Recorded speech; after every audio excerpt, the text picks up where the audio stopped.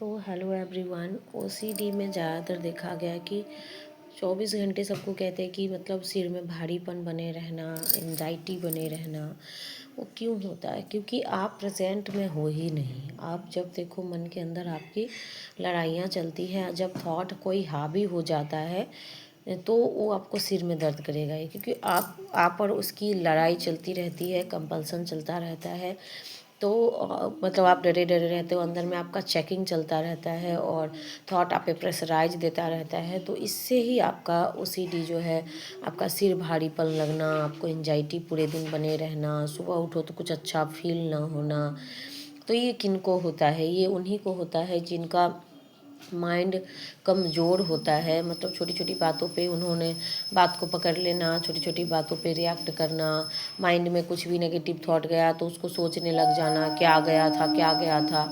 तो ऐसे करके ही आप क्या करते हो, ये अब पहली बात है, माइंड कैसे फंसाता है। माइंड आपकी कमजोरियां ढूंढता है कि किस थॉट में आप फंस सकते हो, तो ऐसा टाइप का थॉट ही भेजता है। जैसे ही वो थॉट भेजेगा तो आप जाहिर सी बात है उसको क्या करोगे, वो भ्रमित करेगा आपको। आपको कितनी चालाकी से माइंड फंसाता है, वो आपको कहेगा कि नहीं तुमने कुछ गलत सोच दिया है, भ्रमित करेगा। इस चक्कर में क्या होगा कि आप थॉट को रिवाइंड करके सोचोगे। ये मेंटल कंपल्सन जो करते हैं प्योर ओ में मैं उनके लिए कह रही हूँ। तो थॉट को आप बार बार सोचने की कोशिश करोगे, यही फिर सोचते सोचते क्या होता है, वो थॉट हावी हो जाता है, मतलब नज़दीक आ जाता है वो थॉट। अब वो नेगेटिव थॉट अब नज़दीक आ गया और वो डाउनलोड हो गया। अब आप थोड़ा भी ध्यान दे रहे हो, आ जा रहा है, ध्यान दे रहा है। तो मतलब ऐसे ही करके वो नज़दीक आ जाता है आपको बेवकूफ़ बना के। तो पहली बात आपको ये समझनी होगी, माइंड में कुछ भी नेगेटिव थॉट गया है तो आप उसे भूलने की चेष्टा करें, माइंड के कहने अनुसार चेक ना करें और थोड़ा देर रुक जाए, होल्ड करें। अब जैसे आता है थॉट, आप तुरंत चेक करने के लिए आप बेचैन हो जाए, तो नहीं, थोड़ा सा रुको, होल्ड।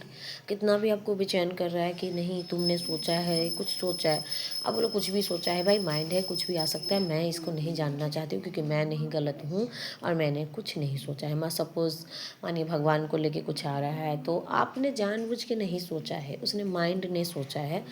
तो आपको क्या करना है, उस पर से ध्यान हटाना है, कुछ देर के लिए होल्ड करना है।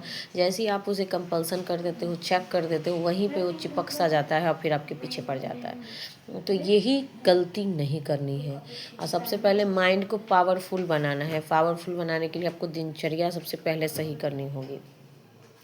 जैसे दिनचर्या आप सही करोगे, सुबह उठना 4 बजे आप उठना शुरू करिए कम से कम। 4 बजे नहीं हो रहा है क्योंकि अभी ठंड है, तो जो शुरुआती में उठना शुरू किए हैं उससे तो नहीं आएगा। तो सुबह नहीं तो कम से कम 5 बजे उठना शुरू ज़रूर करिए, सूरज उगने से पहले। तो देखोगे कि गॉड का आशीर्वाद आपको पूरा मिलेगा। आपका माइंड देखोगे कि धीरे धीरे पावरफुल बनना शुरू हो रहा है। और नाम जप शुरू करिए, जैसे कोई भी नाम भगवान का लीजिए, उनको पूरा दिन रटने की कोशिश करिए।